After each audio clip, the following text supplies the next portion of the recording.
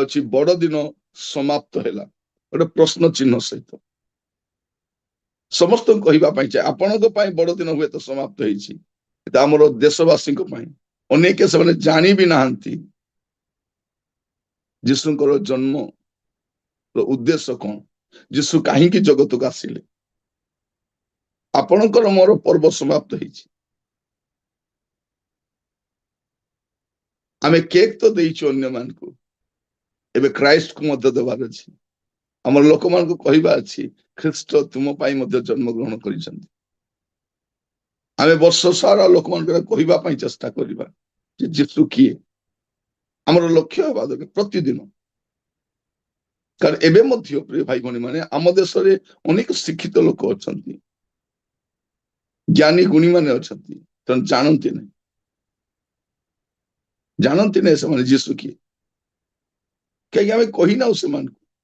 ସେମାନେ କଣ କହୁଛନ୍ତି ଆମର ଯେମିତି ଭଗବାନ ଗୁଡାକ ଅଛନ୍ତି ସେମାନଙ୍କୁ ବି ଗୋଟେ ଭଗବାନ ଅଛନ୍ତି, ସବୁ ଧର୍ମର ଗୋଟେ ଗୋଟେ ଥାନ୍ତି। ଆମର ଆରାଧ୍ୟ ଦେବତା ଇଏ, ତାଙ୍କର ଆରାଧ୍ୟ ଦେବତା ସିଏ, ଆମେ ୟାଙ୍କୁ ମାନୁ, ସେମାନେ ତାଙ୍କୁ ମାନନ୍ତି। ଆମେ କାହାକୁ କାହିଁକି ବାଧା ଦେବା, ଆମେ କାହା ବିରୁଦ୍ଧରେ କାହିଁକି କହିବା। ପ୍ରିୟ ଭାଇ ଭଉଣୀ ମାନେ ସେମାନେ ଜାଣନ୍ତି ନାହିଁ ଯେ ଯୀଶୁ କିଏ। ତେଣୁ ଆଜିର ପ୍ରସଙ୍ଗ ବଡ ଦିନ ସମାପ୍ତ ହେଲା, ଆପଣଙ୍କ ପାଇଁ ସମାପ୍ତ ହେଇଛି, ଆପଣ ଜାଣିଛନ୍ତି, କିନ୍ତୁ ଅନେକ ଏବେ ଯାଏ ଜାଣିନାହାନ୍ତି। କାରଣ ବଡ ଦିନ ଯୋଉ ଦିନ ସମାପ୍ତ ହବ ସେଇଦିନ ମହା ସଙ୍କଟର ଦିନ ଆସିବ। ଏଠି କଣ ଲେଖାଯାଉଛି ସିଫୋନିୟ 1 ପର୍ବ ତାର 14-15ରେ, ସଦାପ୍ରଭୁଙ୍କର ମହାଦିନ ନିକଟବର୍ତ୍ତୀ, ତାହା ଅର୍ଥାତ୍ ସଦାପ୍ରଭୁଙ୍କ ଦିନ ଶବ୍ଦ ନିକଟବର୍ତ୍ତୀ, ଅତି ଶୀଘ୍ର ଆସୁଅଛି। ବୀର ପୁରୁଷ ସେ ସ୍ଥାନରେ ଅତିଶୟ ରୋଦନ କରୁଅଛି। କିଏ? ବୀର ପୁରୁଷ, ଯେ ନିଜକୁ ବୀର ବୋଲି କହୁଛନ୍ତି, ସେମାନେ ରୋଦନ କରୁଛନ୍ତି। ସେଦିନ କ୍ରୋଧର ଦିନ, ବଡ ଦିନ ସମାପ୍ତ ହେଲା ପରେ କୋଉ ଦିନ ଆସିବ? ସେଦିନ କ୍ରୋଧର ଦିନ, ସଙ୍କଟ ଓ କ୍ଲେଶର ଦିନ, ଉଜାଡ ଓ ସର୍ବନାଶର ଦିନ, ଅନ୍ଧକାର ଓ ଘୋର ତିମିରର ଦିନ, ମେଘ ଓ ନିବିଡ଼ ଅନ୍ଧକାରର ଦିନ। ଆଉ ସେ ଦିନ ବିଷୟରେ କଣ କୁହାଯାଉଛି? 18 ପଦ ଟିକେ ପଢିବେ। ପୁଣି ସଦାପ୍ରଭୁଙ୍କ କ୍ରୋଧର ଦିନରେ ସେମାନଙ୍କର ରୂପା କିମ୍ବା ସେମାନଙ୍କର ସୁନା ସେମାନଙ୍କୁ ଉଦ୍ଧାର କରିପାରିବ ନାହିଁ, ମାତ୍ର ତାହାଙ୍କର ଅନ୍ତର୍ଜଳା ରୂପ ଅଗ୍ନିରେ ସମୁଦାୟ ଦେଶ ଗ୍ରାସିତ ହେବ, କାରଣ ସେ ଦେଶ ନିବାସୀ ସମସ୍ତଙ୍କୁ ନିଃଶେଷ କରିବେ, ହଁ ଭୟାନକ ରୂପେ ନିଃଶେଷ କରିବେ। ଏଠି କଣ ଲେଖାଯାଉଛି? ଯେ ସେ ସଦାପ୍ରଭୁଙ୍କର କ୍ରୋଧର ଦିନ, ବଡ ଦିନ କ୍ରୋଧର ଦିନ ନୁହେଁ, ବଡ ଦିନ ଅନୁଗ୍ରହର ଦିନ, ବଡ ଦିନ କ୍ଷମାର ଦିନ, ବଡ ଦିନ ଈଶ୍ୱରଙ୍କ ପ୍ରେମ ପ୍ରକାଶ କରିବାର ଦିନ। ଈଶ୍ୱର ପ୍ରେମ ପ୍ରକାଶ କରି ଆପଣାର ଅଦ୍ୱିତୀୟ ପୁତ୍ରଙ୍କୁ ଦାନ କଲେ। ସେ ଏଇ କଥା କହିଲେ ସମସ୍ତଙ୍କ ପାଇଁ ତ୍ରାଣକର୍ତ୍ତା ଜନ୍ମଗ୍ରହଣ କରିଛନ୍ତି, ସେ ଖ୍ରୀଷ୍ଟ ପ୍ରଭୁ। ପ୍ରଭୁ ଯୀଶୁ ଖ୍ରୀଷ୍ଟ ଆସିଥିଲେ ଜଗତର ପାପ ଭାର ବହି ନେଇଯିବା ପାଇଁ, କେବଳ ଖ୍ରୀଷ୍ଟିଆନ ମାନଙ୍କ ପାଇଁ ନୁହେଁ, ସେ ଜଗତର ପାପ ଭାର ବହି ନେଇଯିବା ପାଇଁ ଆସିଥିଲେ। ପ୍ରଭୁ ଯୀଶୁ ଆସିଥିଲେ ସେ ମୁକ୍ତିର ମୂଲ୍ୟ ସ୍ୱରୂପ ଆପଣ ପ୍ରାଣ ଦେବାକୁ। ମୋର ପ୍ରିୟ ଭାଇ ଭଉଣୀ ମାନେ, ପ୍ରଭୁ ଯୀଶୁ କାହିଁକି ଆସିଥିଲେ? ଯାହା ହଜି ଅଛି ତାହା ଖୋଜି ରକ୍ଷା କରିବା।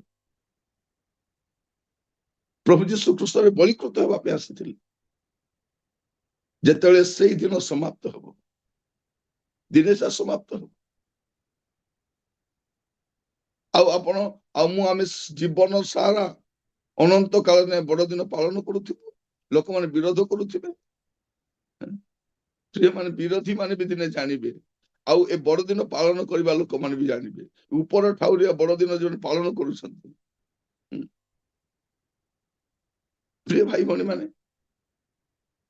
ଆମେ ଖାଲି ଉପରେ ଉପରେ ଖାଲି ବଡ ଦିନ ପାଳନ କରୁଛୁ, ଆମର ଚର୍ଚ୍ଚକୁ ଡେକୋରେଟ କରୁଛୁ, ଆମେ କେକ୍ ପିଠା ଖାଉଛୁ, ନାଚୁଛୁ, ଡ୍ରାମା କରୁଛୁ, ଜୀବନ ବଦଳେଇ ନ, ଆମ ପାଇଁ ମଧ୍ୟ ବଡ ଡେଞ୍ଜର ସେଟା। ଯୀଶୁ ଆସି 2000 ବର୍ଷରୁ ଅଧିକ ସମୟ ହେଲାଣି, ଏବେ ଯାଏ ମୋ ହୃଦୟରେ ଆସିନାହାନ୍ତି। ଆମ ଘରେ ତାଙ୍କ ପାଇଁ ଏବେ ବି ସ୍ଥାନ ନାହିଁ। ତ ବଡ ଦିନ କଣ ଆମ ପାଇଁ? ବଡ ଦିନ ସମାପ୍ତ ହେଲା କି? କାରଣ ବଡ ଦିନ ଯୋଉଦିନ ସମାପ୍ତ ହବ ସେଇଦିନ ବଡ ସଙ୍କଟର ଦିନ ଆସିବ, ଆଉ ସେଇଦିନ ସଦାପ୍ରଭୁଙ୍କର କ୍ରୋଧର ଦିନ। ସେଦିନ ରୂପା କିମ୍ବା ସୁନା रूपा केते अछि 10 ग्राम को आपण के देखि नेबे ହେଲା रूपार दाम भी बहुत अछि सुनार दाम भी बहुत अछि किंतु सेई दिन मनुष्यर रूपा कि सुना भी काम रे आसीबो नाही आमे सुना काहे रखि तौछु जंती कष्ट बेले हमर काम रे आसीबो हमर जते दरकार पड़िबो किंतु सेई दिन से सुना भी काम दबो प्रिय भाई बहन मान दिन आसुछि ता पूर्वरु आम पाखरे गोटे अवसर अछि लोक मान को चढ़ेइबा ପାଇଁ आपण हुए तो कहिबो ଆପଣଙ୍କର ବଡ ଦିନ ସରିଲା ନା ଆପଣ କହିବେ ନାଇଁ ଆଜ୍ଞା ସରି ନାହିଁ ସେ ଭାବିବ କଣ ଇଏ କହୁଛନ୍ତି ଏ ଲୋକ କେମିତି ସରି ନାହିଁ ନାଇଁ ବଡ ଦିନରେ ଆସିଥିବା ଯୀଶୁଙ୍କ ବିଷୟରେ ଲୋକମାନେ ଜାଣି ନାହାନ୍ତି ଆଉ ଯୋଉ ଦିନ ପର୍ଯ୍ୟନ୍ତ ଲୋକମାନେ ଜାଣି ନାହାନ୍ତି ସେଇ ଦିନ ପର୍ଯ୍ୟନ୍ତ ବଡ ଦିନ ସରିବ ସରିବ ପ୍ରିୟ ମାନେ ସେଇଦିନ ସ୍ୱର୍ଗରୁ ଦୂତମାନେ ଆସି ଆନନ୍ଦ ଧ୍ୱନିରେ ଘୋଷଣା କରିଥିଲେ ତୁମାନଙ୍କ ପାଇଁ ଏକ ଆନନ୍ଦଦାୟକ ସୁସମାଚାର ଜଣାଉଛି ଏଇଠି ତ ଜଣାଇ ଦେଲେ କିନ୍ତୁ ସ୍ୱର୍ଗରେ ବି ଆନନ୍ଦ ହବାର ଅଛି ସ୍ୱର୍ଗରେ କେତେବେଳେ ଆନନ୍ଦ ହବ ଲୁକ 15 ପର୍ବ 7 ପଦ ପଢିଲେ ଜାଣିପାରିବେ ସ୍ୱର୍ଗରେ କେତେବେଳେ ଆନନ୍ଦ ହବ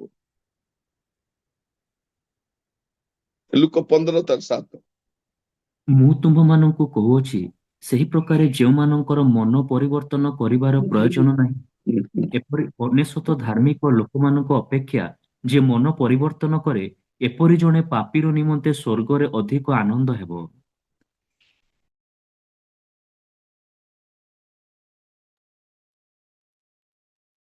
ଯେ ଯେତେବେଳେ ଜଣେ ପାପୀ ମନ ଫେରଣ କରୁଛି ସେତେବେଳେ ସ୍ୱର୍ଗରେ ଆନନ୍ଦ ହଉଛି ଦୂତମାନେ ଆସି ପୃଥିବୀର ଲୋକମାନେ ଆନନ୍ଦର କଥା କହିଲେ କିନ୍ତୁ ଆନନ୍ଦର କଥାକୁ ଯେ ଗ୍ରହଣ କରିବ ସେତେବେଳେ ସ୍ୱର୍ଗ ବି ଆନନ୍ଦିତ ହବ ଜଣେ ପାପୀ ମନ ଫେରଣ କଲେ କାରଣ ପାପୀ ମାନଙ୍କର ବନ୍ଧୁ ଜଗତକୁ ଆସିଥିଲେ ସେମାନଙ୍କ ପାପ ବହନ କରିବା ପାଇଁ ଆସିଥିଲେ ଏବେ ବି ଲୋକମାନେ ଯୀଶୁକୁ ଗାଳି ଦଉଛନ୍ତି ଯୀଶୁଙ୍କ ବିରୁଦ୍ଧରେ ଅନେକ କଥା କହୁଛନ୍ତି ଅନେକ ଅପମାନଜନକ କଥା କହୁଛନ୍ତି ଜାଣନ୍ତି ନାହିଁ ଅଜ୍ଞାନପଣରେ କହୁଛନ୍ତି କି ଜ୍ଞାନୀ ବୋଲି କହୁଛନ୍ତି ମୁଁ ଜାଣି ନାହିଁ କିନ୍ତୁ ସେମାନେ ଜାଣନ୍ତି ନାହିଁ ଜାଣନ୍ତି ଜଣେ ଲୋକ କହୁଛନ୍ତି ଆପଣଙ୍କର ଧର୍ମର ଯୀଶୁ ଆପଣ କହିବେ ଯୀଶୁ ମୋର ଧର୍ମର ନାହିଁ ଯୀଶୁ ମୋର ଧର୍ମର ନାହିଁ ଯୀଶୁ ସମସ୍ତଙ୍କର ନାହିଁ ଏଇଟା ଏଇ ମାଇଣ୍ଡଟା ଆପଣଙ୍କ ମାଇଣ୍ଡରେ ରଖିବା ଦରକାର କାରଣ ଯୀଶୁ ହଉଛନ୍ତି ଜଗତର ତ୍ରାଣକର୍ତ୍ତା ଯୀଶୁ ହଉଛନ୍ତି ଜଗତର ମୁକ୍ତିଦାତା ଯୀଶୁ ହିଁ ପାପ କ୍ଷମା ଦେଇପାରନ୍ତି ଆଉ ପାପ କ୍ଷମା ଦେବାର ଅଧିକାର ଆଉ କାହାଠାରେ ନାହିଁ ତ ଆପଣଙ୍କୁ ଆଉ ମୋର ଦାୟିତ୍ୱ କଣ ରହିଲା ଆମେ ଏ ବଡ ଦିନର ବାର୍ତ୍ତା ଏ ସୁସମାଚାର ଅନ୍ୟମାନଙ୍କୁ ଆମେ ଦେବାର ଅଛି ଆମେ ଅନ୍ୟମାନଙ୍କୁ ଦେବାର ଅଛି ଆମେ ନୀରବ ରହିପାରିବାନି ପ୍ରିୟ ଭାଇ ଭଉଣୀ ମାନେ ପ୍ରଭୁ ଆମମାନଙ୍କୁ ଅନୁଗ୍ରହ କରନ୍ତୁ ଆଗାମୀ ସମୟରେ ଆମେ ଚେଷ୍ଟା କରିବା ଆମର ଜୀବନ ଦ୍ୱାରା ଆମର କଥାବାର୍ତ୍ତା ଦ୍ୱାରା ଅନ୍ୟମାନଙ୍କୁ ଜଣେଇବା ପାଇଁ ଆପଣ ଦେଖନ୍ତୁ କଣ ଲେଖାଯାଉଛି ଲୁକ 2 ପର୍ବ ତାର 10 ପଦ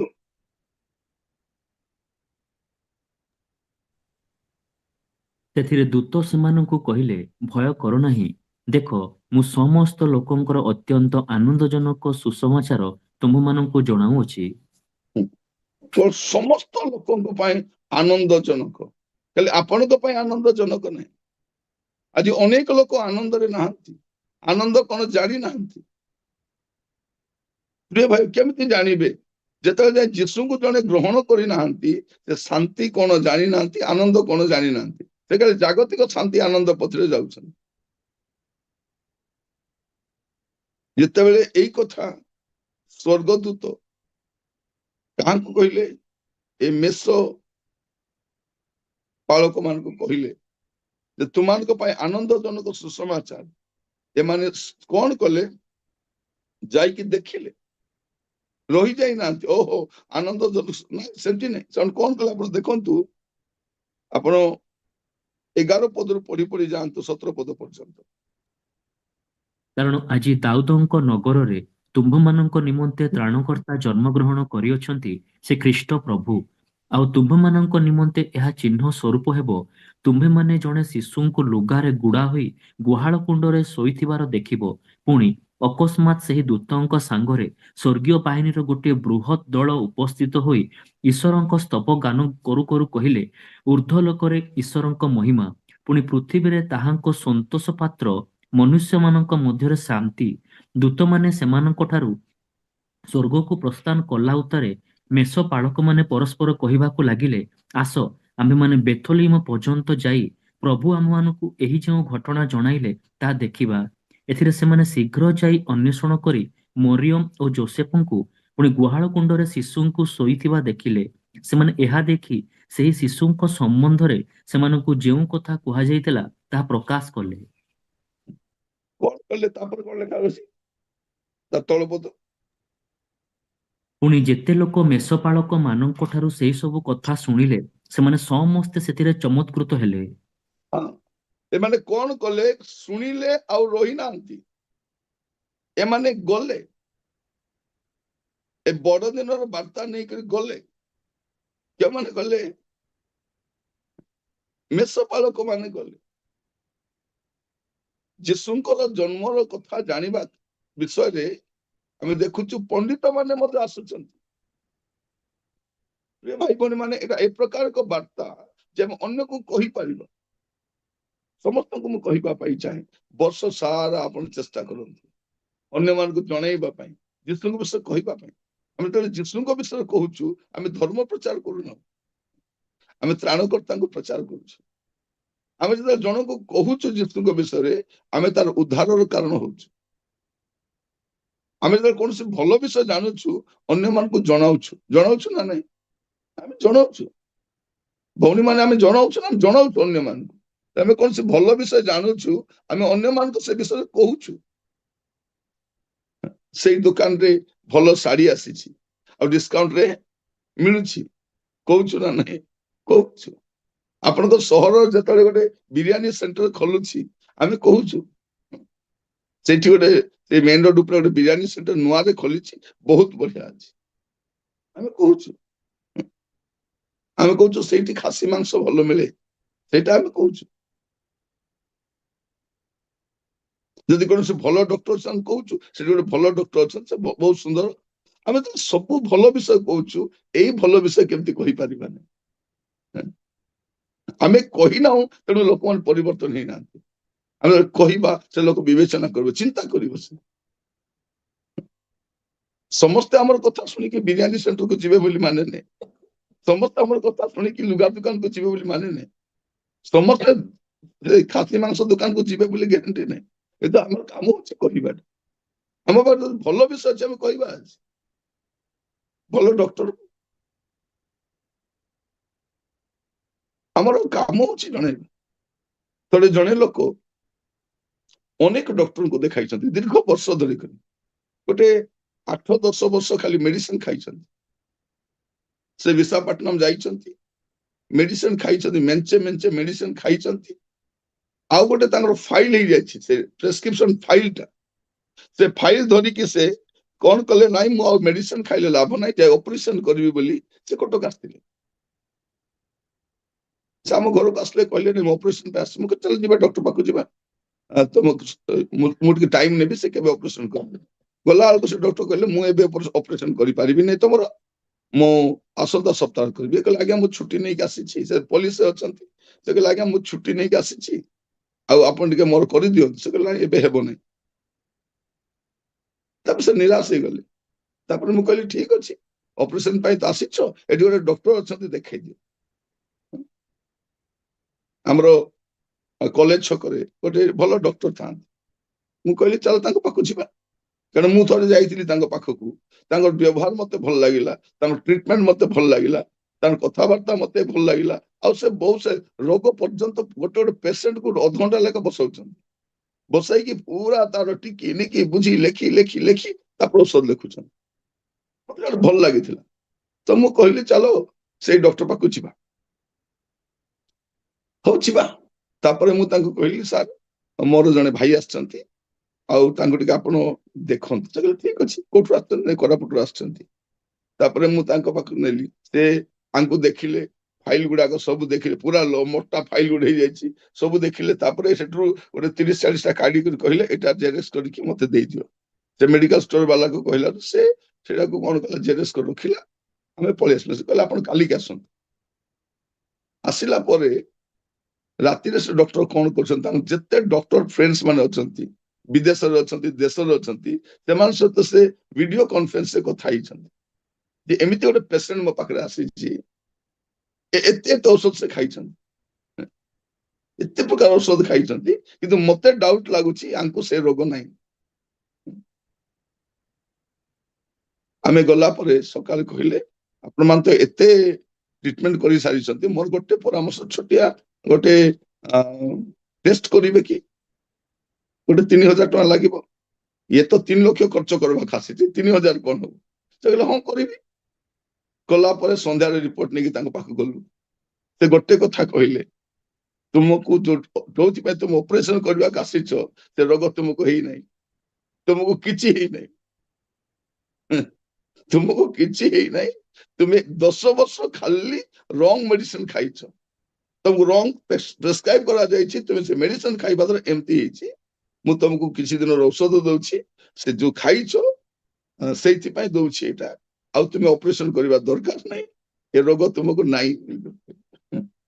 ଆମେ ଦେଖନ୍ତୁ, ଗୋଟେ ଭଲ ଡକ୍ଟର ପାଖକୁ ଆମେ ନେଇକି ଯାଉଛୁ, ଜଣେ ଲୋକ ଜୀବନ ବଞ୍ଚି ଯାଉଛି, ସେ ଅପରେସନ ପରେ କଣ ହେଇଥାନ୍ତା କେଜାଣି। ତାପରେ ସେ କହିଲେ ମୋର ମନରେ କେତେ ଡର ଥିଲା ରେ, ଚାଲ ମାଂସ କିଣିବା। ଯାଇକି 1 କିଲୋ ମଟନ ସେ କିଣିଲେ, ରନ୍ଧା ହେଲା, ପେଟେ ଖାଇଲେ, ଆଉ ଘୁଙ୍ଗୁଡି ମାରି ମାରି ଶୋଇଲେ। ସେ କହିଲେ ଏତେ ଦିନ ପରେ ଆଜି ମୁଁ ଭଲରେ ଶୋଇଛି, ସବୁ ଟେନସନରେ ମୁଁ ଥିଲି, କଣ ହବ କଣ ହବ, ଦେଖିଲା ବେଳକୁ କିଛି ନାହିଁ, ଏବେ ଯାଇ ବଞ୍ଚିକିରି ଆରାମରେ ଅଛନ୍ତି ସେ, ଆଉ ଭଲ ବି ଦେଖା ଯାଉଛନ୍ତି। ମୁଁ କହିବା ପାଇଁ ଚାହେଁ, ଗୋଟିଏ ଭଲ ଡକ୍ଟରକୁ ଆମେ ଯଦି ପରିଚୟ କରେଇଦେବା, ସେ ଲୋକ ବଞ୍ଚିଯିବ। ଗୋଟେ ଭଲ ଖବର, ଆମ ପାଖରେ ଗୋଟେ ଭଲ ଖବର ଅଛି ପ୍ରିୟ ମାନେ, ଆମର ବଡ ଦିନ ସରିଗଲା। ଯାହା ହଉ ବଡ ଦିନ ବଡ କଷ୍ଟରେ ସରିଲା। ଆଉ ଆସନ୍ତା ବର୍ଷ ଯଦି ନ ମରିକି ଥିଲି ମାନେ ଆହୁରି ଟିକେ ଭଲ କରିକି, ପ୍ରିୟ ମାନେ ଆମେ ମରିବୁ କି ବଞ୍ଚିବୁ ବଡ ବଡ ବିଷୟରେ, ଆମେ ତ ମଲେ ପ୍ରଭୁଙ୍କ ରାଜ୍ୟକୁ ଯିବୁ, କିନ୍ତୁ ଆମର ଦେଶରେ ଲୋକମାନେ ପ୍ରତିଦିନ ମରୁଛନ୍ତି, ହଜାର ହଜାର ସଂଖ୍ୟାରେ ମରୁଛନ୍ତି, କିନ୍ତୁ ଆଉ ପ୍ରଭୁଙ୍କର ବିନା ମରୁଛନ୍ତି, ଯୀଶୁକୁ ନ ଜାଣି ମରୁଛନ୍ତି। ଆମର ଦାୟିତ୍ୱ, ଆମର ଦାୟିତ୍ୱ କଣ? ପ୍ରିୟ ମାନେ ପ୍ରଭୁ ଆମମାନଙ୍କୁ ଅନୁଗ୍ରହ କରନ୍ତୁ। ଆମେ ଆମର ପ୍ରତିଟି ସୁଯୋଗକୁ ଆମେ ହାତ ଛଡା କରିପାରିବା, ଆମେ ଅନ୍ୟମାନଙ୍କୁ ଜଣେଇବାର ଅଛି, ଅନ୍ୟମାନଙ୍କୁ ଜଣେଇବାର ଅଛି। ଆଜିଠାରୁ ଆପଣଙ୍କର ବଡ ଦିନର ବାର୍ତ୍ତା ଆପଣଙ୍କ ପାଇଁ ସରିଛି, କିନ୍ତୁ ଅନ୍ୟ ଆପଣଙ୍କ ଚାଲିବାର କହିବାର। ତେଣୁ ଆଜିର ପ୍ରସଙ୍ଗ କଣ? ବଡ ଦିନ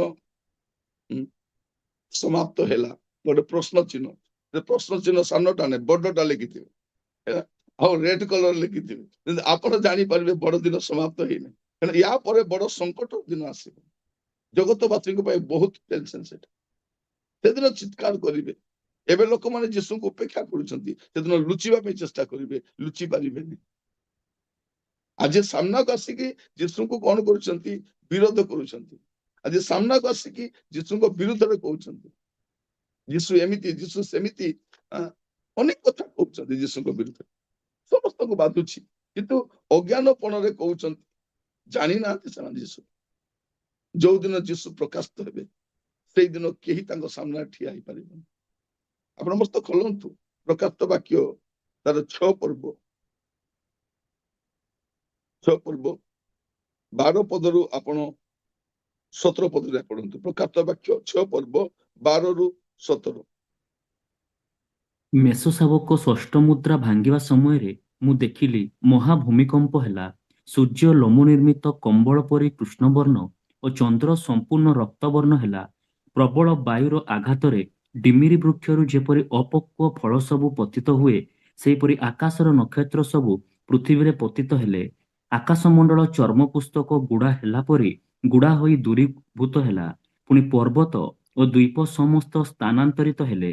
ଆଉ ପୃଥିବୀର ରାଜାମାନେ, ପାତ୍ର ମନ୍ତ୍ରୀମାନେ, ପ୍ରଧାନ ସେନାପତି ଓ ଧନୀମାନେ, ବଳବାନ ଲୋକମାନେ ଏବଂ ପରାଧୀନ ଓ ସ୍ୱାଧୀନ ଲୋକ ସମସ୍ତେ ଗୁହା ଓ ପର୍ବତମାଳାର ଶୈଳମାନଙ୍କ ମଧ୍ୟରେ ଆପଣା ଆପଣାକୁ ଲୁଚାଇଲେ।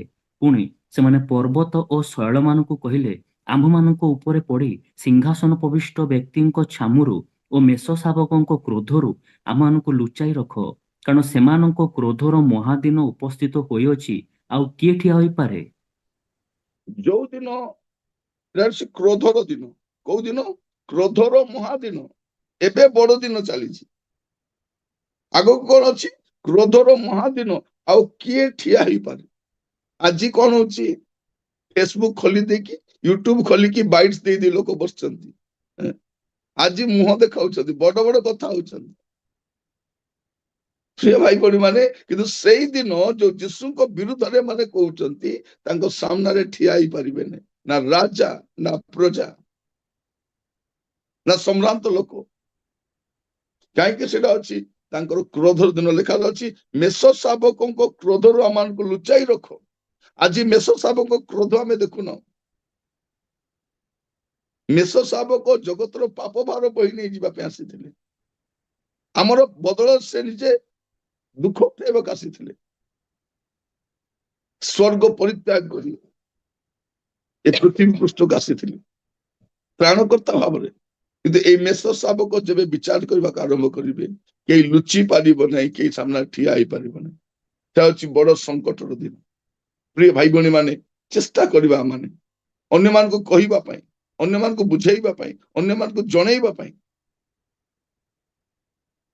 ଯେ ପ୍ରଭୁ ଯୀଶୁ ଖ୍ରୀଷ୍ଟ, ଯାହାଙ୍କର ଜନ୍ମଦିନକୁ ଆମେ ବଡଦିନ ପାଳନ କରୁଛୁ, ସେ ଆପଣଙ୍କ ପାଇଁ ମଧ୍ୟ ଜନ୍ମଗ୍ରହଣ କରିଥିଲେ। ଆପଣ ସେମାନଙ୍କୁ ପ୍ରେମର ସହିତ କହିପାରିବେ। ଯଦି ସେ ଶୁଣିବା ପାଇଁ ନାରାଜ, ତା ଦ୍ୱିତୀୟ ବିଷୟ, ସେ ଅଲଗା ବିଷୟ ସେଟା। କିନ୍ତୁ ଆମର କାମ ଅଛି ପ୍ରେମର ସହିତ କହିବା। ଆପଣ ବାଇବଲରେ ଦେଖିବେ,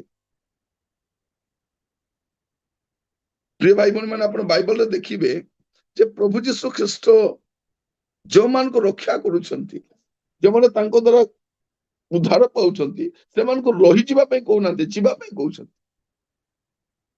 ଆପଣ ଦେଖନ୍ତୁ ମସ୍ତ ମାର୍କ 5 ପର୍ବ ତାର 19 ପଦ, ମାର୍କ 5 ପର୍ବ 19 ପଦ। କିନ୍ତୁ ଯୀଶୁ ଅନୁମତି ନ ଦେଇ ତାହାକୁ କହିଲେ, ତୁମ୍ଭର ଗୃହକୁ, ତୁମ୍ଭର ଆତ୍ମୀୟମାନଙ୍କ ନିକଟକୁ ଯାଅ। ପୁଣି ପ୍ରଭୁ ତୁମ୍ଭ ନିମନ୍ତେ ଯେ ଯେ କର୍ମ କରିଅଛନ୍ତି ଓ ତୁମ୍ଭ ପ୍ରତି ଯେଉଁ ଦୟା ଦେଖାଇଅଛନ୍ତି, ସେହି ସବୁ ସେମାନଙ୍କୁ ଜଣାଅ।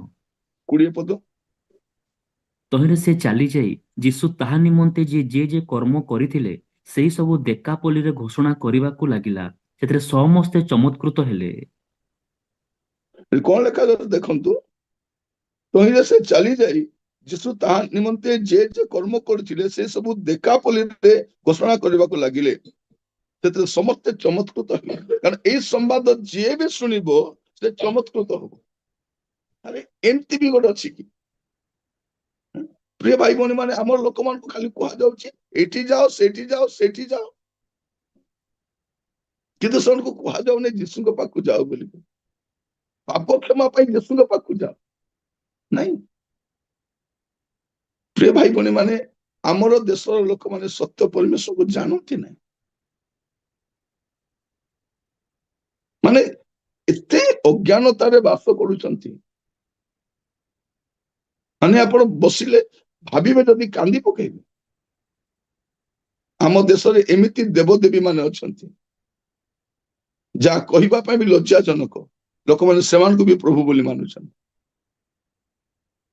ପ୍ରିୟ ଭାଇ ଭଉଣୀ ମାନେ, ଏଠି ଆମେ କଣ ଦେଖୁଛୁ? ଏଇ ଲୋକ ପ୍ରତି ପ୍ରଭୁ ଯୋଉ ଦୟା କଲେ, ତାକୁ କଣ କହୁଛନ୍ତି? ସେ କହୁଛି ନାଇଁ, ମୁଁ ଆପଣଙ୍କ ପଛରେ ଆସିବି। ନାଇଁ ନାଇଁ ନାଇଁ, ମୋ ପଛରେ ନାଇଁ, ତୋ ଗାଁକୁ ଯା, ଦେକାପଲ୍ଲୀକୁ ଯା। ଦେକା ମାନେ କଣ? 10, ମାନେ 10ଟା ପଲ୍ଲୀ ଗ୍ରାମକୁ ମିଶିଲେ ଦେକାପଲ୍ଲୀ ବୋଲି କୁହନ୍ତି। ତୁମେ କୋଉଠିକି ଯିବ? ଦେକାପଲ୍ଲୀକି ଯାଅ, ସେ 10ଟା ପଲ୍ଲୀ ମିଶି ଅଛି। ଆଉ ସେଇଟା କଣ? ଅଣଜିହୁଦୀ ମାନେ, ଗ୍ରୀକ ଭାଷାବାଦୀ ଲୋକମାନେ, ସେଠି ରହିବା ଲୋକମାନେ ସେମାନେ। ପ୍ରଭୁ ଯୀଶୁ କଣ କର? ତୁମେ ସେଇଠିକି ଯାଅ। ତୁମେ କଣ କର? ତୁମେ ତୁମ ଗୃହକୁ, ତୁମ ଆତ୍ମୀୟ ମାନଙ୍କ ନିକଟକୁ ଯାଅ। ପୁଣି ପ୍ରଭୁ ତୁମାନଙ୍କ ନିମନ୍ତେ ଯେ ଯେ କର୍ମ କରିଅଛନ୍ତି ଓ ତୁମ ପ୍ରତି ଯେଉଁ ଦୟା ଦେଖାଇ ଅଛନ୍ତି, ସେ ସବୁ ସେମାନଙ୍କୁ ଜଣାଅ।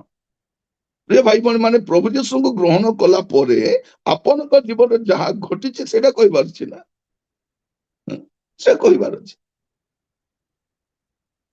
ମୋର ପ୍ରିୟ ଭାଇ, ଅନ୍ୟକୁ ଜଣେଇବାର ଅଛି। ଏ ବାକ୍ୟ ଶୁଣିଲା ପରେ ଯୀଶୁଙ୍କୁ ଗ୍ରହଣ କଲା ପରେ ଆମ ଜୀବନରେ କଣ ପରିବର୍ତ୍ତନ ଆସିଛି କହିବାର ଅଛି।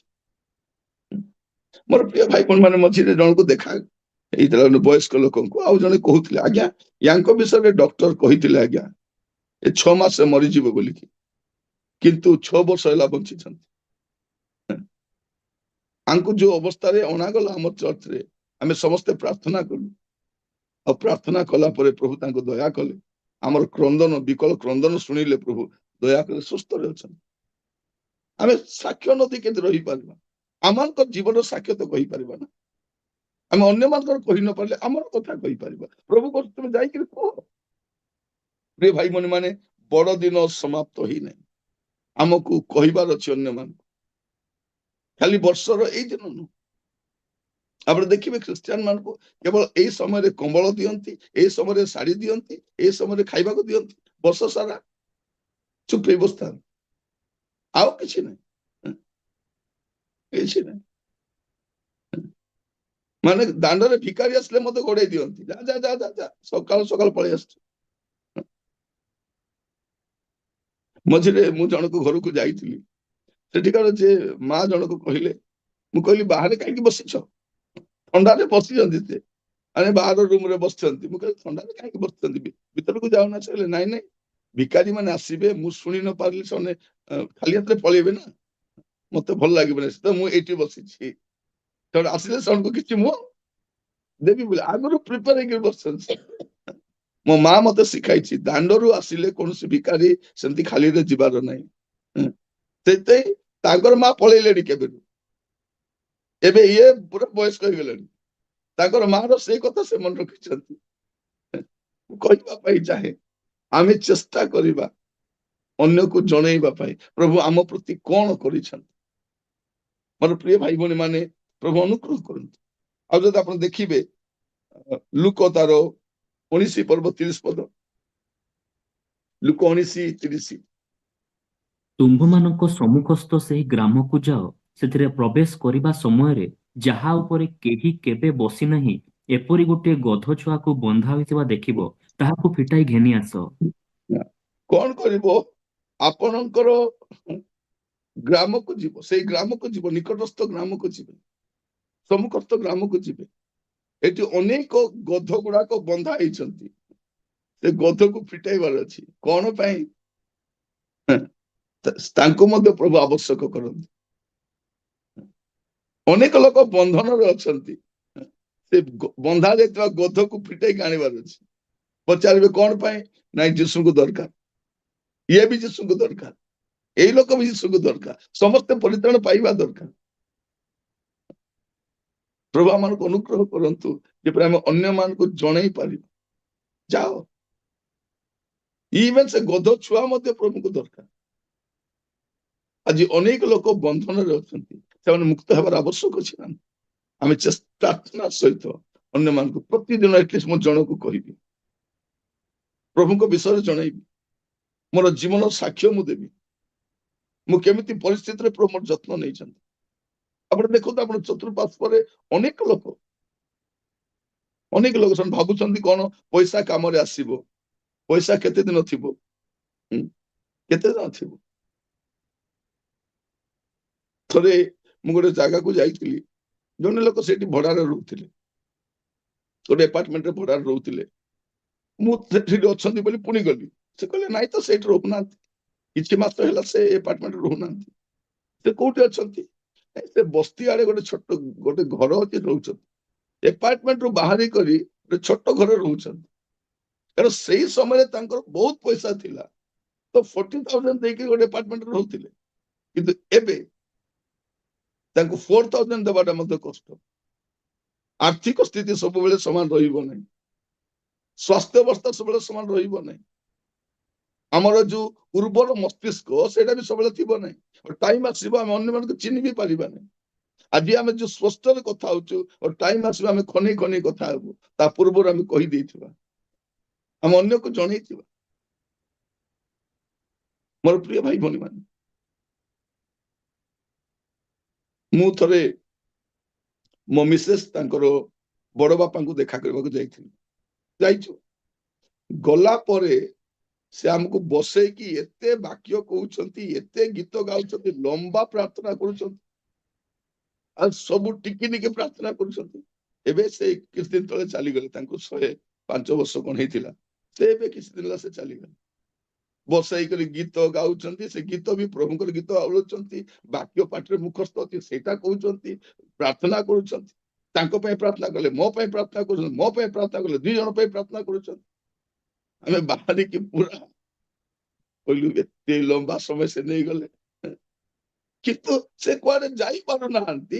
ତାଙ୍କ ପାଖକୁ ଯିଏ ଗଲେ ତାକୁ ଛାଡୁନାହାନ୍ତି, ପୁରା ତା ପାଇଁ ପ୍ରାର୍ଥନା କରି ତାକୁ ବୁଝେଇକି ଛାଡୁଛନ୍ତି।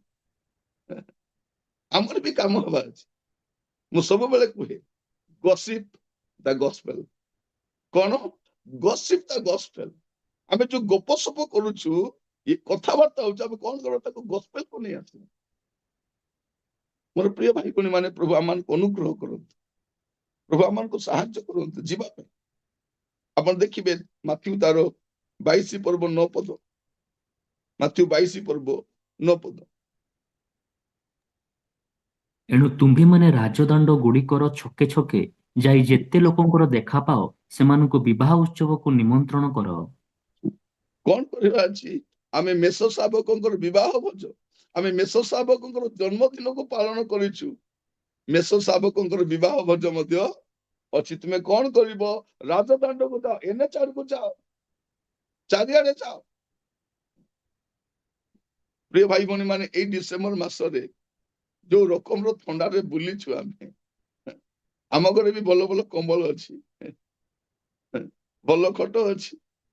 ଆମ ଘରେ ରୁମ ହିଟର ମଧ୍ୟ ଗୋଟେ କିଣିକି ରଖିଛୁ, ଖଲି ନୁହେଁ, ଆଉ ଗୋଟେ ରହିଯାଇଛି, କାରଣ ଲଗାଇବା ପାଇଁ ଘରେ ତ ଥିବାର ଅଛି। ମୁଁ ଆପଣଙ୍କୁ କାହିଁକି କହୁଛି, ଏ ଥଣ୍ଡାରେ ବି ଆମେ ବୁଲିଛୁ। କେଉଁଝର ଗଲୁ, ଅନୁଗୁଳ 2 ଥର ଗଲୁ, ଭୁବନେଶ୍ୱର ଗଲୁ, କଟକ ଗଲୁ,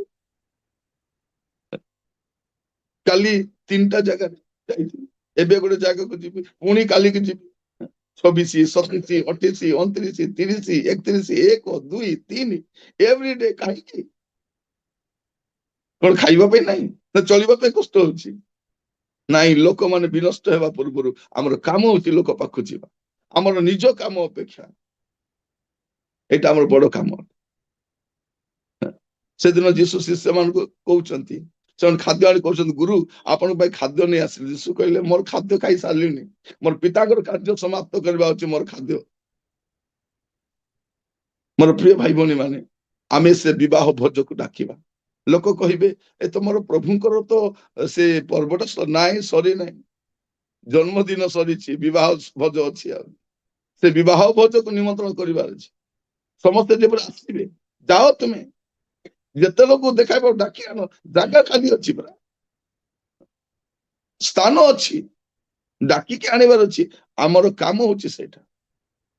ହୁଏତ ଶିକ୍ଷିତ, ଉଚ୍ଚ ଶିକ୍ଷିତ ଲୋକ ବୁଝି ନ ପାରନ୍ତି, କିନ୍ତୁ ଅନ୍ୟମାନଙ୍କୁ ଆମେ ବୁଝାଇବାକୁ ଚେଷ୍ଟା କରିବୁ, କହିବା ପାଇଁ ଚେଷ୍ଟା କରିବୁ, ଶୁଣ, ତୁମେ ଜାଣ। ଅନେକ ଲୋକ ନ ଜାଣୁନୁ ସେଟା ରିଜେକ୍ଟ କରିଦେବେ, ନାଇଁ ନାଇଁ, ଦରକାର ନାହିଁ, ଦରକାର ଦରକାର ନାହିଁ, ଦରକାର ନାହିଁ। ସେଇଦିନ ବିଚାର ଦିନରେ ସେଟା ବି ଜଣା ପଡିବ। ତୁମ ଦାଣ୍ଡକୁ ମୁଁ ଜଣକୁ ପଠେଇଥିଲି, ତୁମେ ମନା କରିଛ। ମୋର ପ୍ରିୟ ଭାଇ ଭଉଣୀ ମାନେ, ଆସୁ, ବଡଦିନ ସମାପ୍ତ ହେଇନାହିଁ, ଆମେ ଅନ୍ୟମାନଙ୍କୁ କହିବାକୁ ଆରମ୍ଭ କରିବା। ମୋର ପ୍ରାର୍ଥନା ସେଇଟା। ମୁଁ ପ୍ରଭୁଙ୍କୁ କହୁଛି, ପ୍ରଭୁ ଏଇ ବର୍ଷ ମତେ ଏପରି ସ୍ଥାନ ମାନଙ୍କୁ ନିଅ ଯୋଉଠି ଲୋକମାନେ ଏବେ ପର୍ଯ୍ୟନ୍ତ ବାର୍ତ୍ତା ଶୁଣି ନାହାନ୍ତି, ଭଲ ଭାବରେ ଜାଣିନା, ସେମାନେ ବି ଶୁଣିବାର ଅଛି, ସେମାନେ ବି ଜାଣିବାର ଅଛି। ମୋର ପ୍ରିୟ ଭାଇ ଭଉଣୀ ମାନେ, ଆସୁ, ଆମେ ପାରୁ ପର୍ଯ୍ୟନ୍ତ ଚେଷ୍ଟା କରିବା, ଆମେ ଅନ୍ୟକୁ କହିବା ପାଇଁ। ଆପଣ ଦେଖିବେ, ଯଦି କହିପାରୁଛନ୍ତି କୁହନ୍ତୁ, ଲେଖି ପାରୁଛନ୍ତି ଲେଖନ୍ତୁ, କିଛି କରିପାରୁନାହାନ୍ତି ଜୀବନ ଦ୍ୱାରା ପ୍ରକାଶ କରନ୍ତୁ। ଆପଣଙ୍କ ଲାଇଫଟା ଗୋଟେ ସାଇନ ପୋଷ୍ଟ ହେବାର ଅଛି। କଣ ଅଛି? ଆପଣଙ୍କ ଲାଇଫଟା, ଜୀବନଟା ଗୋଟେ ସାଇନ ପୋଷ୍ଟ ହେବାର ଅଛି। ଆପଣଙ୍କୁ ଦେଖି ଲୋକମାନେ ପ୍ରଭୁଙ୍କ ପାଖକୁ ଆସିବାର ଅଛି, ଆପଣଙ୍କୁ ଦେଖିକି ପ୍ରଭୁଙ୍କ ପାଖକୁ ଆସିବାର ଅଛି। ମୋର ପ୍ରିୟ ଭାଇ ଭଉଣୀ ମାନେ, ଆମର ଜୀବନ ସେମିତି ହଉ ଯେପରି ଆମକୁ ଦେଖି ଲୋକମାନେ ପ୍ରଭୁଙ୍କ ପାଖକୁ ଆସିପାରେ। ତୁମେ କୋଉଠି ଯିବ? ନିଜ ଆତ୍ମୀୟ ମାନଙ୍କ ପାଖକୁ ଯାଅ, ନିଜ ଗ୍ରାମକୁ ଯାଅ, ନିକଟସ୍ଥ ଗ୍ରାମକୁ ଯାଅ, ତାପରେ ପ୍ରଭୁ କହିଲେ ପୃଥିବୀର ପ୍ରାନ୍ତ ପର୍ଯ୍ୟନ୍ତ ଯାଅ। କାହିଁକି ଏ ବାର୍ତ୍ତା ଅନ୍ୟକୁ ଦେବାର ଅଛି। ସମସ୍ତଙ୍କ ପାଇଁ ଗୋଟେ ଶୁଭ ବାର୍ତ୍ତା ଅଛି, ଶୁଭ ବାର୍ତ୍ତା। ମୁଁ ଥରେ ଜଣେ ବ୍ୟକ୍ତିଙ୍କୁ ସାକ୍ଷାତ କରିଥିଲି, ତାଙ୍କୁ ପଚାରିଲି ଆପଣ କେମିତି ପରିବର୍ତ୍ତନ ହେଲେ? ଆଜ୍ଞା ଗୋଟେ ପତ୍ରିକା କେ ଦଉଥିଲେ, ଲେଖା ଥିଲା ତୁମ ପାଇଁ ଶୁଭ ବାର୍ତ୍ତା। ଆପଣ ମାନଙ୍କ ମଧ୍ୟରେ ଅନେକ ଲୋକ ଦେଖିଥିବେ, ସେଇଟା ଗୋଟେ ଗୋଟେ ଥିଲା, ଗୋଟେ ଛୋଟିଆଟା ତୁମ ପାଇଁ ଶୁଭ ବାର୍ତ୍ତା। ସେଇ ଶୁଭ ବାର୍ତ୍ତା ଦେବା ଦ୍ୱାରା ଜଣେ ଲୋକ ପଢିକି ପରିବର୍ତ୍ତନ ହେଇଗଲା। ଆପଣଙ୍କ ଘରେ ମଧ୍ୟ ଆପଣ କିଛି ବାଇବଲ ରଖନ୍ତୁ, କିଛି ପୁସ୍ତିକା ରଖନ୍ତୁ, ଯେପରି ଅନ୍ୟମାନଙ୍କୁ ଆପଣ ଯଥା ସମୟ ଦେଇପାରିବେ, ପଢିବା ପାଇଁ ଦେଇପାରିବେ, କହିପାରିବେ ଆପଣ। ମୋର ପ୍ରିୟ ଭାଇ ଭଉଣୀ ମାନେ, ଆମ ଘରେ କଣ, ଆମ ପାଇଁ ଗୋଟେ ଗୋଟେ ବାଇବଲ ଅଛି, 2-4ଟା ବାଇବଲ ଏକ୍ସଟ୍ରା ରଖିଥାନ୍ତୁ। ଯେବେ ଆପଣଙ୍କ ଘରେ ଗିର୍ଜା ପ୍ରାର୍ଥନା ହବ, ଯେଉଁମାନେ ବାଇବଲ ନ ନେଇ ଆସନ୍ତି ସେମାନଙ୍କୁ ପଢିବା ପାଇଁ ଆପଣ ଦିଅନ୍ତୁ। ଚେଷ୍ଟା କରିବା, ଚେଷ୍ଟା କର। ଗୋଟେ ଗୀତ ଜଣେ ଲୋକକୁ ପରିବର୍ତ୍ତନ କରିପାରିବ, ଗୋଟେ ଗୀତ। ଆପଣ ଯଦି ପଚାରିବେ, ଆମର ଶକୁନ୍ତଳା ଆଣ୍ଟିକୁ ପଚାରିବେ ଆପଣ କେମିତି ପରିବର୍ତ୍ତନ ହେଲେ ବୋଲି, ସେ ପ୍ରଥମେ କହିବେ ମୁଁ ଗୋଟେ ଗୀତ ଶୁଣିକରି ପରିବର୍ତ୍ତନ ହେଲି ବୋଲି। ସେ ଗୀତଟା କଣ? ଯୀଶୁ ଆସିଲେ ସ୍ୱର୍ଗରୁ ଦୟାରେ ମୁକ୍ତ କରିଲେ। এই ଗୀତ ଗୁଡାକ ଶୁଣିକରି ଯୀଶୁ ଆସିଲେ ସ୍ୱର୍ଗରୁ ଦୟାରେ ମୁକ୍ତ କଲେ। କଣ ମୁକ୍ତ କଲେ, କଣ ହେଲା? ତାକୁ ପଚାର, ଗୋଟେ ଗୀତ ସେ କହିବେ। କହିବ, ଗୋଟେ ଗୀତ ପରିବର୍ତ୍ତନ କରିବ, ଗୋଟେ ଲାଇନ ଗୋଟେ ପରିବର୍ତ୍ତନ କରିବ, ଗୋଟେ ଲେଖା ଗୋଟେ ପରିବର୍ତ୍ତନ କରିପାରିବ। ଆମେ ଚେଷ୍ଟା କରିବା ଏ ବଡ ଦିନର ବାର୍ତ୍ତା ଦେବା ପାଇଁ। ସମାପ୍ତ ହେଇନାହିଁ, ହୁଏତ ଆପଣଙ୍କ କେକ୍ କିଛି ଦିନ ସମାପ୍ତ ହେଇଯାଇପାରେ, ଆପଣଙ୍କ ରସ୍ କେକ୍ ସମାପ୍ତ ହେଇଯିବ, ଆପଣଙ୍କ ଆରିସା ସମାପ୍ତ ହେଇଯିବ, କିନ୍ତୁ ବଡ ଦିନର ବାର୍ତ୍ତା ସମାପ୍ତ ହବ ନାହିଁ। ଆମେ ଚେଷ୍ଟା କରିବା ଅନ୍ୟକୁ ଜଣେଇବା ପାଇଁ, ପୃଥିବୀର ପ୍ରାନ୍ତ ପର୍ଯ୍ୟନ୍ତ ଯିବା ପାଇଁ। ଯେ ଯୋଉଠି ରହିଛୁ, ଆମର କର୍ମସ୍ଥଳରେ ଆମର କଲିଗ ସହିତ କଥା ହେବା, ଚାହା ପିଇବା ସମୟରେ, କଫି ପିଇବା ସମୟରେ, ଚାଟ ଖାଇବା ସମୟରେ, ପାର୍କରେ ବସିବା ସମୟରେ, ପିକନିକରେ ଯିବା ସମୟରେ ସମୟ ବାହାର କରି ଆପଣଙ୍କ ଟେଷ୍ଟିମନି କୁହନ୍ତୁ। ଆପଣଙ୍କ ଲାଇଫରେ ପ୍ରଭୁ କଣ କରିଛନ୍ତି ତାହା ଆପଣ ଅନ୍ୟମାନଙ୍କୁ କୁହନ୍ତୁ, ଅନ୍ୟମାନେ ଜାଣିବା ଦରକାର। ଆଜି ଆମେ ସମସ୍ତେ ଚେଷ୍ଟା କରିବା। ମୋର ତ ବୟସ ହେଇଗଲା, ମୁଁ ତ କୋଉଠି ଯାଇପାରିବି ନାହିଁ, ଯାଇପାରିବେନି। ଆପଣଙ୍କୁ ଦେଖିବା ପାଇଁ ତ ଲୋକ ଆସିପାରିବେ। ଆପଣଙ୍କ ପାଖକୁ ଯେବେ ଲୋକ ଆସିବେ, ଆପଣ ସେ ବୋହୁର କଥା, ପୁଅର କଥା, ନାତିର କଥା, ୟାର କଥା, ତାର କଥା ନାହିଁ, କୋଉ କଥା କହିବେ? ସୁସମାଚାର ଅଛି, ଦୁଃସମାଚାର ନାହିଁ, ଦୁଃସମାଚାର ନାହିଁ। ଆପଣଙ୍କର ଯୋଉଠୁ ସମସ୍ୟା ଆରମ୍ଭ ହବ ସେଇଠୁ ଆପଣ କୁହନ୍ତୁ। ଯଦି କହିବେ ତମର କିଡନୀ ପ୍ରୋବ୍ଲେମ ଥିଲା ପରା, କେମିତି ଅଛ? କିଡନୀ ତ ଆଜି ନହେଲେ କାଲି ଖରାପ ହେଇଯିବ, କିନ୍ତୁ ମୋର ଭରସା କଣ, ମୁଁ ମଲା ପରେ ପ୍ରଭୁଙ୍କୁ ସାକ୍ଷାତ। ଆପଣଙ୍କର ଯୋଉଟା କହିବ ସେଇଠୁ ଷ୍ଟାର୍ଟ କରନ୍ତୁ। ଦରଦାମ ବଢିଗଲା, ହଁ ଦରଦାମ ବଢିଗଲା, କିନ୍ତୁ ପ୍ରଭୁ ମସ୍ତ ଅଛନ୍ତି ବୋଲି ମୁଁ ଚଳି ଯାଉଛି, ଆପଣ ସେଇଠୁ ଆରମ୍ଭ କରନ୍ତୁ। ମାନେ କମନ ଯୀଶୁ କଣ କଲେ, ସେ ପାଣି ବିଷୟରେ ଆଲୋଚନା କଲେ। ମତେ ଟିକେ ପିଇବା ପାଇଁ ପାଣି ଦବ, ସେ କହିଲେ ଆପଣ ମୋ ହାତରେ କେମିତି ପାଣି ପିଇବେ?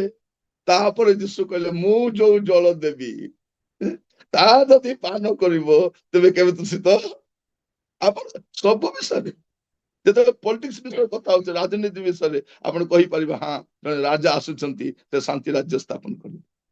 ଆପଣ ପ୍ରତିଟି ବିଷୟକୁ ଯଦି କହିବେ ଆଜ୍ଞା ଘର ବାନ୍ଧୁଛନ୍ତି ନା, ହଁ ଘର ତ ବାନ୍ଧୁଛି, ଯେ ମୋର ପାଇଁ ଗୋଟେ ଘର ଅଲରେଡି ବନା ହେଇଯାଇଛି ସ୍ୱର୍ଗରେ, ଆପଣ ସେଇଠୁ ଆରମ୍ଭ କରିବା ଅଛି। ଆହା ବିଚାରଟା ମରିଗଲା, ହଁ ପରା ଆମେ ବି ଦିନେ ମରିବା।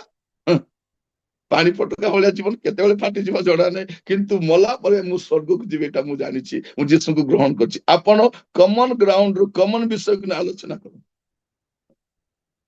ସେଇଟା କଥା ହୁଅନ୍ତା। ମୁଁ ଆପଣ ସମସ୍ତଙ୍କୁ କହିବା ପାଇଁ ଚାହେଁ, ଆଜିଠାରୁ ଆପଣ ଯେତେବେଳେ ବି କଥା ହେବେ, ସୁସମାଚାର ବିଷୟରେ କଥା ହେବେ, ଦୁଃସମାଚାର ବିଷୟରେ ନାହିଁ। ଯଦି ଆପଣ ଏମିତି କଥା ହେବେ, ଆପଣ ବର୍ଷକର 300-400 ଲୋକ କଥା ହେଇପାରିବେ, ଡେଲି ଗୋଟେ ଲୋକ ସହ କଥା ହେଲେ ମଧ୍ୟ ଆପଣ 300-400 ଲୋକ ସହ କଥା ହେଇପାରିବେ। ଚେଷ୍ଟା କରନ୍ତୁ।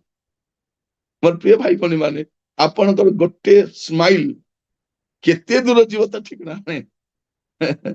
ଗୋଟେ ସ୍ମାଇଲ, ଲୋକ କହିବେ ଆମେ ତ ଏକାଠି କାମ କରୁଛୁ, ଆମର ବି ଦୁଃଖ, ତାଙ୍କର ବି ସେ ଦୁଃଖ, ଏତେ ଖୁସିରେ କେମିତି ସେ ଅଛନ୍ତି, କେମିତି ଅଛନ୍ତି? ଥରେ ମୁଁ ଡକ୍ଟର ପାଖକୁ ଯାଇଛି, ମୋର ଦେହ ଖରାପ ଥିଲା, ସେଠି ଜଣେ ଲୋକ ଆସିଛନ୍ତି, ତାଙ୍କର ତ ମୁଁ ହସି ହସି କଥା ହଉଛି, ସାଇଡ ଜଣେ କହୁଛନ୍ତି ଆଜ୍ଞା ଆପଣ କାହାକୁ ନେଇ ଆସିଛନ୍ତି? ମୁଁ କହିଲି କାହାକୁ ନେଇ, ମୁଁ ଆସିଛି, ମୁଁ ନିଜକୁ ନେଇ ଆସିଛି। ଆପଣ ତ ରୋଗୀ ଭଳିଆ ଦେଖା ଯାଉନାହାନ୍ତି, ରୋଗ ଭିତରେ ଅଛି ନା, ମୋର ମୁହଁରେ ରୋଗ ଅଛି ନା କଣ? ମୁଁ କହିବା ପାଇଁ ଚାହେଁ ରୋଗଟା ମୋର ଭିତରେ ଅଛି, ମୋର ମୁହଁରେ କଣ ରୋଗ ହେଇଛି? ମୁଁ ତାକୁ ହସି ହସି କଥା ହଉଛି। ସେ ମତେ କହିଲେ ଆଜ୍ଞା ଆପଣ କାହାକୁ ନେଇ ଆସିଛନ୍ତି? ହଁ ମୁଁ ନିଜକୁ ନେଇକି ଆସିଛି ଡକ୍ଟର ପାଖରେ ଦେଖେଇବା ପାଇଁ, ମୋର ଦେହ ଖରାପ ଅଛି। ମୁଁ ଆପଣ ମାନେ କହିବା ପାଇଁ ଚାହେଁ ଆମେ ପ୍ରତ୍ୟେକ ବିଷୟକୁ ଥରେ ମୋର ଗୋଟେ ଅପରେସନ ପାଇଁ ବହୁତ ବର୍ଷ ତଳେ ଗୋଟେ ମେଡିକାଲରେ ମୁଁ ଯାଇଥିଲି ହେଲା। ସେମାନେ ଗୋଟେ ଦିନ ପରେ ମତେ ଡିସଚାର୍ଜ କରିଦଉଛନ୍ତି। ମୁଁ ଡକ୍ଟରଙ୍କୁ କହିଲି ଆଜ୍ଞା ଗୋଟେ 3 ଦିନ ରହିବି, ମୁଁ ମତେ ଗୋଟେ ବେଡ୍ ଟା ଦେବେ 3 ଦିନ। ମତେ ଭଲ ହେଇଯାଉଛି, ନାଇଁ ମତେ ଭଲ ଲାଗୁଛି ରହିବା ପାଇଁ, ଟିକେ ରହିବି ଏଠି। ରୁହ, ସେଇ ମେଡିକାଲରେ ରହିଲି 3 ଦିନ। ସବୁ ରୋଗୀ ମାନଙ୍କୁ ବୁଲି ବୁଲି ବୁଲି ବୁଲି କଥା ହେଲି, ସମସ୍ତଙ୍କ ସହିତ ସେୟାର କଲି। ସେ ନର୍ସ ମାନେ ଆଉ ଷ୍ଟାଫ ମାନେ ଦେଖୁଥାନ୍ତି ଇଏ କଣ ବୁଲି ବୁଲି, ମୋର କାମ ବୁଲି ବୁଲି ସମସ୍ତଙ୍କୁ କହିଲି। ତାପରେ ଯାଇକି କହିଲି ସେ କାଉଣ୍ଟରରେ ମୁଁ ଯିବି, ମୋର ବିଲ୍ କରିଦିଅ। ତାପରେ ମୁଁ ପଳେଇ ଆସିଲି ସେଠୁ। ମୋର ପ୍ରିୟ ଭାଇ ଭଉଣୀ ମାନେ, ପ୍ରତିଟି ମୁହୂର୍ତ୍ତକୁ ଆମେ ନଷ୍ଟ କରିବାନି। ମୋ ସ୍ତ୍ରୀ ବେଳେ ବେଳେ ମତେ କୁହନ୍ତି ତୁମେ ବେଶୀ କଥା ହଉଛ, ପୁଲପିଟରେ ତ କଥା ହେଲ, ଷ୍ଟେଜରେ କଥା ହେଲ, ଏଠି କଥା ହେଲ, ଖାଇଲା ବେଳେ ବି କଥା ହଉଛ, ଆଉ ଏବେ ଶୋଇଲା ବେଳେ ବି ଆହୁରି କଥା ହଉଛ। ମୁଁ ତାଙ୍କୁ କୁହେ ମୋର କାମ ହଉଛି କଥା ହେବାଟା, ମୋର କାମ ଏକା, ମତେ ଆଉ ପ୍ରଭୁ କିଛି ଅନ୍ୟ କାମ ଦେଇନାହାନ୍ତି। ମୁଁ ପରିବା ମୁଣା ଧରି ମାର୍କେଟ ଯିବା, ସଉଦା ନେଇ ଆସିବା, ଗ୍ୟାସ ନେଇ ଆସିବା, ଏସବୁ ମୋର କାମ ନାହିଁ। ସେ ଅଳ୍ପ ସମୟ ପାଇଁ ନେଇ ଆସେ। ଆମ ପାଇଁ ରୋଷେଇ କରିବାଟା ବଡ ବିଷୟ ନୁହେଁ, ବଡ ବିଷୟ ନୁହେଁ। ପ୍ରିୟ ଭାଇ ଭଉଣୀ ମାନେ, ମୁଁ ଯେତେବେଳେ ସେବା ଆରମ୍ଭ କଲି ସେଇ ସମୟରେ ଆମର ଖାଇବାରଟା ମତେ ବିଚିତ୍ର ଥିଲା। ଭାତ ବନେଇ ଦେଲା ପରେ ତରକାରୀ ପାଇଁ ପଇସା ନଥିବ, କଣ କରିବା ଅଛି? ମିକ୍ସର ଲଗାଇ ଖାଇଲେ ଯୋଉ ସୁନ୍ଦର ଲାଗିବ ଭାତ, ବାବା ବାବା ବାବା, ନାଇଁ ଗରମ ଭାତରେ ମିକ୍ସର ଟିକେ ଆଉ ପିଆଜ ଦିଟା କାଟି ରଖିଥିବେ, ମଝି ମଝିରେ ଖାଉଥିବେ, ଆପଣ ଗୋଟେ ଥାଳି ଭାତ ଖାଇଦେବେ। ଆମକୁ ଖାଇବାର ଅଛି, ପେଟ ପୁରିଲେ ହେଲା। ସାମ୍ନାରେ ମଟନ ଅଛି କି ଚିକେନ ଅଛି କି ମିକ୍ସର ଅଛି, କିଛି ଫରକ ପଡିବାର ନାହିଁ। ମୁଁ ଆପଣ କହୁଥିଲି ପରା, ସମସ୍ୟାରେ ସେ ଲଙ୍କା ଚଟଣିକୁ ଦଳି ଦେଲେ ତ ତରକାରୀ ହେଇଯାଉଥିଲା। ଆମ ପ୍ରତିଟି ବିଷୟକୁ ଆମେ ଜମା ୱାରିଡ ହେବାନି, କିଛି ୱାରିଡ ହେବାର ଆବଶ୍ୟକ ନାହିଁ। ଆମ ଲାଇଫର ଉଦ୍ଦେଶ୍ୟ ହେବା ଦରକାର।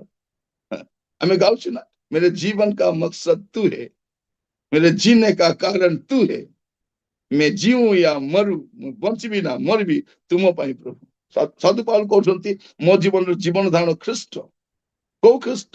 ଯୋଉ ଖ୍ରୀଷ୍ଟ 2000 ବର୍ଷ ପୂର୍ବେ ଜନ୍ମ ହେଇଥିଲେ, ଯୋଉ ଖ୍ରୀଷ୍ଟ ତ୍ରାଣକର୍ତ୍ତା ଭାବରେ ଆସିଥିଲେ, ଯୋଉ ଖ୍ରୀଷ୍ଟ କୃଷାର୍ପିତ ହେଇଥିଲେ, ଯୋଉ ଖ୍ରୀଷ୍ଟଙ୍କର ରାଜ୍ୟ ଅଛି, ସେଇ ଖ୍ରୀଷ୍ଟଙ୍କ ବିଷୟରେ କହିବା। ଆମେ ଆଜି ପ୍ରାର୍ଥନା କରିବା, ପ୍ରଭୁ ଏ ବଡ ଦିନର ବାର୍ତ୍ତା ଆପଣ ମତେ ଯୋଉ ପରିବର୍ତ୍ତନ କରିଛନ୍ତି କହିବାର ଅଛି। ମୁଁ ଆପଣ ଯେମିତି କହୁଥିଲି, ଶକୁନ୍ତଳା ଆଣ୍ଟି ଗୋଟେ ଖ୍ରୀଷ୍ଟିଆନ ଘରେ ଗୀତ ଗାଉଛନ୍ତି, ସେ ଗୀତ ଗାଇବାଟା ଶୁଣିକରି